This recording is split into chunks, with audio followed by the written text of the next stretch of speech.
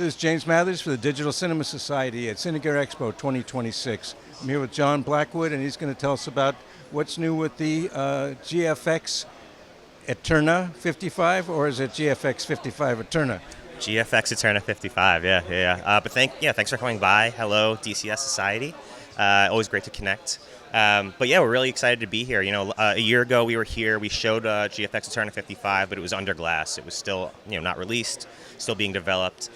So we're really excited to introduce it to Cinegear in the market and let people get hands-on with it because, it's a new system. It's a new format that people haven't really had access to, which is the big thing that's really exciting about this camera and the 65 millimeter, category in general. A lot of new solutions, a lot of new products coming out that fit that category, and it's something new for a lot of creators. So just getting hands-on with it, getting a feel for what that format can bring to storytelling, is something we're really excited about. I know Fujifilm developed their own lenses to cover that large sensor, but there's a lot of other lenses that are coming out now to cover. Can you tell us about that? Absolutely, yeah. So we're really excited. We have one of the new Panavision Primo 65s here, which we're really excited about. But we also have a variety of lenses. The Atlas Kaizen anamorphics, they're 1.5 anamorphics, which on this sensor actually de-squeeze right to a 2:1. So you can think of Vittorio Storaro's Univision. Really exciting kind of, and it also gives you an angle of view that actually gets really close to 15 perf IMAX, which is insane, right? In terms of the sense of scale you get and the flexibility, as far as what you can be intentional about in crafting your image, right? It just gives you more flexibility. So yeah, and then we also have a variety of other lenses over there too, just to let people get hands-on. Really happy and thankful that a lot of partners in the industry loaned us lenses that allow people to see what different perspectives you can get, what different character you can get. We also have the Chameleons over there, which are a really exciting lens. They're 1.8 times anamorphic, which again it's a 133 imager. It's 4:3 sensor, which is a format that is storied throughout filmmaking, right? It's 4-perf Super 35. So 1.8 gives you 240 with the full sensor, which is incredible. So yeah.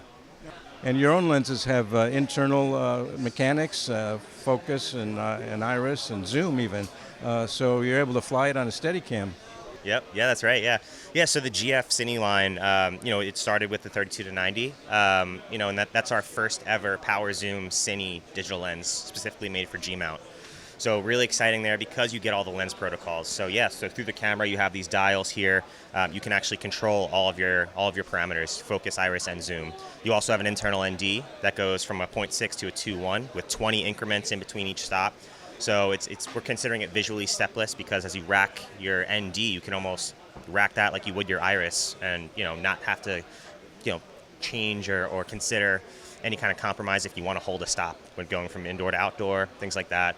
Super powerful in that way. Yeah, there's a lot of talk about 65 millimeter, but how does your sensor compare to that? Is it actually 65? No, so technically, the reason behind the name ETERNA 55 is that it is a 55 millimeter image diagonal of the full open gate 4:3 sensor. So technically it's 55 millimeter, but when we think about categories in filmmaking, the way it's always kind of been has been off of lens coverage, right? So this is in that category of 65 millimeter lens coverage. So if it covers 65 millimeter, it'll cover this. And then, we're just seeing more and more solutions come out that have either a 65 millimeter imaging format that allow filmmakers to get a hold of it. And then, to complement that, we're seeing a lot of new lenses come out, which is really exciting. Pretty darn big sensor one way or the other. It's big, yeah, it's big. And what we're really excited about too, again, is just the accessibility of it, right? Where we're talking about a camera that's, it's less than $20,000, which in the digital cinema market, it is accessible, and what's really exciting too, and we're really excited to see what the future holds for it. It's just filmmaking as a whole, independent filmmaking, where things are going. Really exciting time. What an incredible year for so many incredible movies coming out.